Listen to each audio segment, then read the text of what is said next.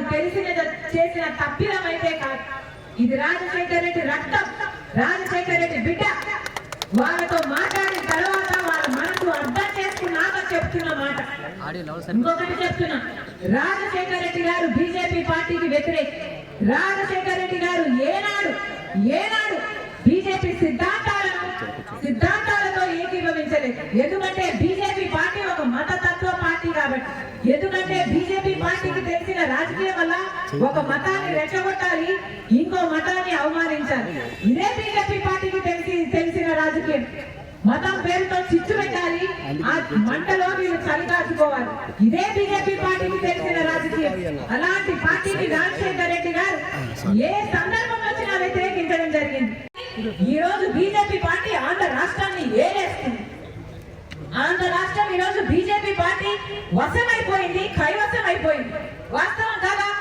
ఆంధ్ర రాష్ట్ర ప్రజలు ఒక్క ఓటు వేయకపోయినా బీజేపీకి ఈ రోజు బీజేపీ రాజ్యం వెళ్తుంది ఆంధ్ర రాష్ట్రంలో. అందుకే రాజశేఖర రెడ్డి సిద్ధాంతాల కోసం నిలబడింది. అసలు ఈ రోజు ఆంధ్ర రాష్ట్రం మొత్తం బీజేపీ పార్టీని తృణీకరించి ఒక్క ఓటు కూడా వేయకుండా, అసలు ఒక ఎమ్మెల్యేని గెలిపించకుండా, ఒక ఎంపీని గెలిపించకుండా బీజేపీ పార్టీని అంతగా తృణీకరిస్తే ఆంధ్ర రాష్ట్ర ప్రజలు, ఆంధ్ర రాష్ట్ర నాయకులు మాత్రం బీజేపీ పార్టీకి బానిసలైపోయారు. ప్రజలు ఒక్క ఎమ్మెల్యేను కూడా గెలిపించలేదు బీజేపీ పార్టీ నుంచి. కానీ ఈ రోజు ప్రభుత్వంలో ఉన్న అందరు ఎమ్మెల్యేలు, ప్రభుత్వం సైతం, ముఖ్యమంత్రి గారు సైతం బీజేపీ పార్టీకి ఊడిగలు చేస్తున్నారు, బీజేపీ పార్టీకి బానిసలైపోయారు. ఆంధ్ర రాష్ట్ర ప్రజలను కూడా బీజేపీ పార్టీకి బానిసలు చేయాలన్న ప్రయత్నం చేస్తున్నారు. ఒక్క విషయంలో కూడా బీజేపీ పార్టీకి వ్యతిరేకించలేదు. మొత్తం ఎంతమంది ఎంపీలున్నా 25 ఎంపీలు ఉంటే మొత్తం 25 ఎంపీలు ఈ రోజు బీజేపీ పార్టీకే ఊడిగలు చేస్తున్నారు, బీజేపీ పార్టీకే బానిసలయ్యారు.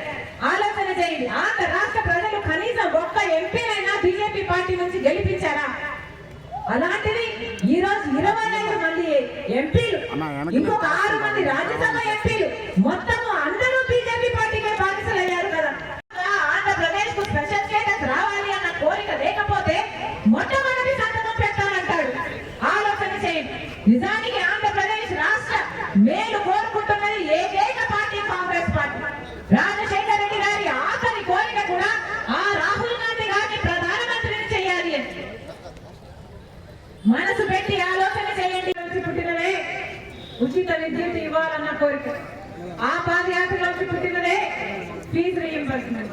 ఇలా ఆ పాదయాత్రలో ఎంత మందికి ఇల్లు లేవు అని చూసి రాజశేఖర రెడ్డి గారు ముఖ్యమంత్రి అయిన తర్వాత 46 లక్షల పేద కుటుంబాలకు ఇల్లులు కట్టిన మహానాయకుడు వైఎస్ రాజశేఖర రెడ్డి గారు.